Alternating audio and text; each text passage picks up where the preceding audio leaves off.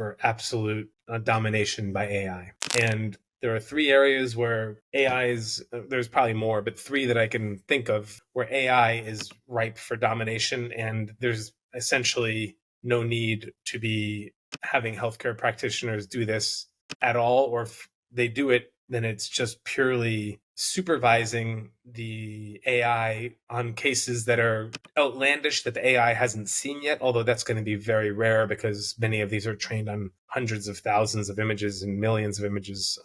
So that's radiology. The ChecksNet out of Stanford is better than a radiologist at detecting 4 of the critical pulmonary conditions, including pneumonia. So radiology, I forgot who said it, but he literally said there's no point in training any radiologist moving forward because it is a field that is already digitized. It's incredibly easy to feed massive volumes of data into any sort of an AI, and it's supervised because we have radiology reads of these same images. So you can do incredibly large data sets here, where in medicine it's much harder. As you know, at Potrero, even to do this acute kidney injury algorithm, we had to get IRB approval and patient consent to get the data as to whether or not they had acute kidney injury and when it was diagnosed, in order to feed that information back into the algorithm. So the beauty of what the radiology field is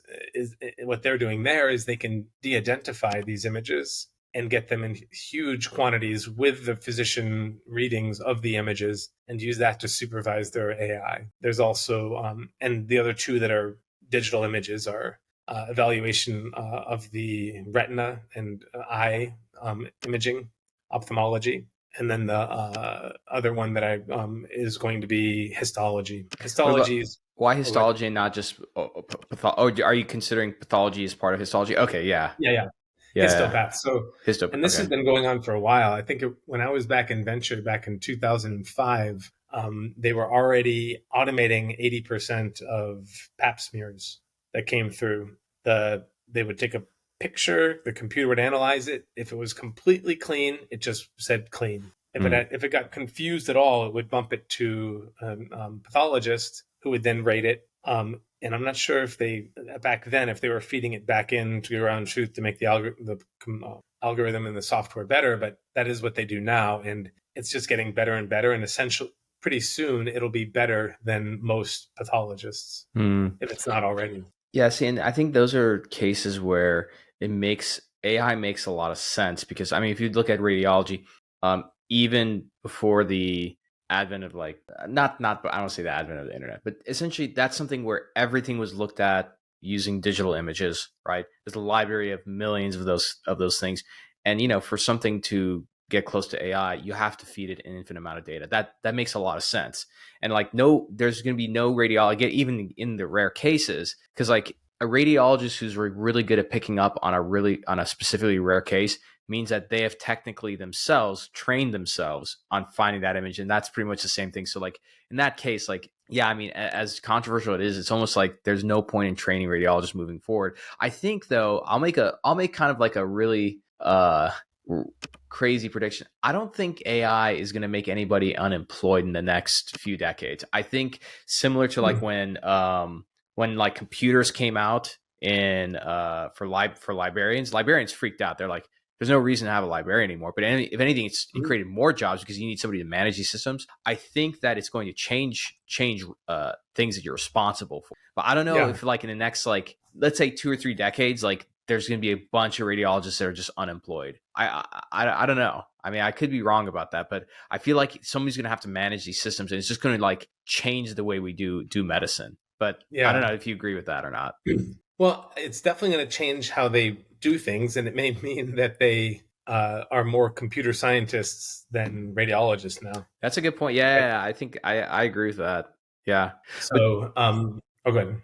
I know. I was going to say the other side of it where I think AI is going to be really interesting is on the application, in surgery for computer vision, right? So I think one of the things about if you think about when you're going to surgery, either you're getting something fixed or getting something removed, right? In the case of being removed, it's cancerous, in which case you need a surgeon to know where the clear demarcations are of a of a tumor, right, and not leave anything behind. And I think that's where like computer vision and AI is going to have a huge impact. Do you feel the same way? Yeah, I definitely do. And I think it's going to start off as an adjunct and eventually it'll be more and more automated. When I was at The Duke, actual surgery? the actual surgery, yeah. Now, this is when we talk, if we're talking about the next decade, then no. If we're talking about the next 2 decades, maybe no. But if we're talking about the next 3 decades, then I would say some procedures will be largely automated. Even some of the orthopedic procedures, for example, the one of the robots, it essentially doesn't do the procedure for the physician, but it sets guidelines on where they can shell out the bone, and then the physician just runs the router around, and it Yeah, essentially that could. shells. Yeah, exactly. Like that with the I think Mako. Yeah, no, you're right. Yeah, Because like that, technically that yeah, that can be easily automated, right? right. And when I was training at Duke, we had a very militaristic surgeon program there. It We sounds had like a Dave surgery Saviston. program. Yeah. Oh, it's a very rough surgery program. It's very militaristic. And the Dave Saviston was the cardiac surgery. He was the guy that was one of the pioneers of CABG, coronary artery bypass graft. And his fellowship was a 10-year fellowship. They called it Decade with Dave. And the divorce rate was over 100%. Because people would come in married, get divorced, get remarried, and get divorced. There was enough of those that the people that didn't get divorced were weighed out. So, but there was an expression there, or a joke. It would be a joke if it wasn't true, but this is how they felt, which is, what's the problem with every other night call? Being on call every other night. You miss half the cases. Most people would say you have no life, right? You sleep at the hospital and then you go home and you recover for one day and then you sleep at the hospital again the next night. But it's the mentality there was you miss half the cases. If you have a robot that is learning on that's learning based on physicians using it now, it's not missing any of the cases. It's getting them all. Eventually, these robots will have millions of surgeries, including the outliers with incredibly abnormal anatomy, and they'll know how these surgeries can go wrong and what happened and how the repairs were done. And eventually, I think I would rather have a robot that's seen millions of surgeries operate on me than a neophyte, right? If you were going to have your a coronary artery bypass, you don't want some fellow fresh out of training doing it. You want the No. surgeon that's done 500 or 600, 700 at least. Yeah, and I was gonna say, I was like, if you think about how people pick their healthcare today, we technically do that already. Because like if one of my family members required a quadruple bypass, we didn't do that in my home. Yeah. Oh yeah, this was many years ago. They're doing great, but we didn't do that in it was my father.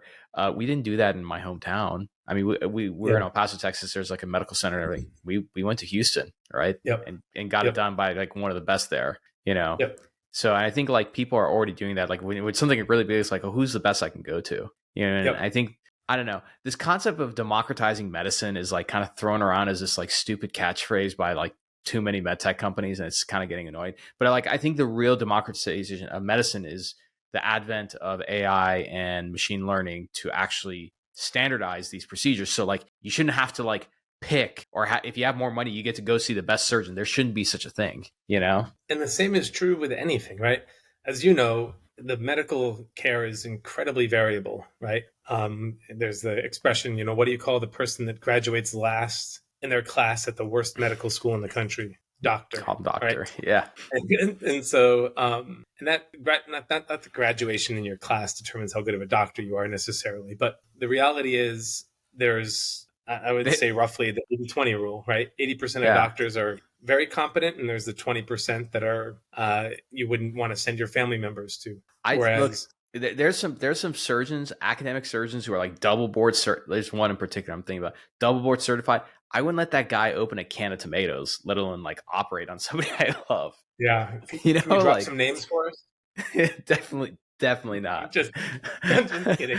I think this is why they call it FU money, is like you just get to a point where you can just say anything. Totally. I'm almost there. I like to act like I got that kind of money, but there are some limits where I'm like, nah, I don't want it. I mean, technically, there's nothing bad would have happened, but he is a nice guy. I'll be honest. Yeah. I will say, I was totally joking.